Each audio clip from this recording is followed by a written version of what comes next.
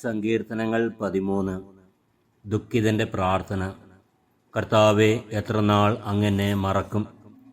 എന്നേക്കുമായി എന്നെ വിസ്മരിക്കുമോ?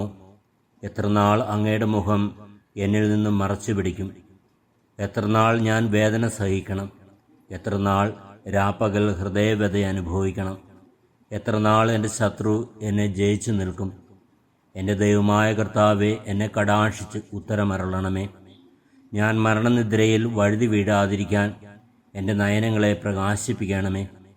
ഞാൻ അവനെ കീഴ്പ്പെടുത്തി എന്ന് എൻ്റെ ശത്രു പറയാൻ ഇടയാക്കരുതേ.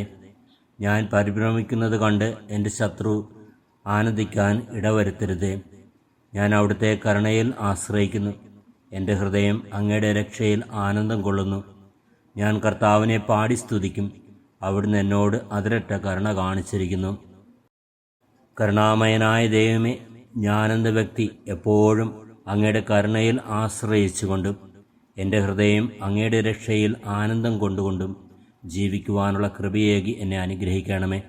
നമ്മുടെ കർത്താവ് ഈശോ മിശിഹായുടെ കൃപയും പിതാവായ ദൈവത്തിൻ്റെ സ്നേഹവും പരിശുദ്ധാത്മാവിൻ്റെ സഹവാസവും നാം എല്ലാവരിലും എപ്പോഴും ഉണ്ടാകുമാറാകട്ടെ, ഇപ്പോഴും എപ്പോഴും എന്നേക്കും. ആമേൻ.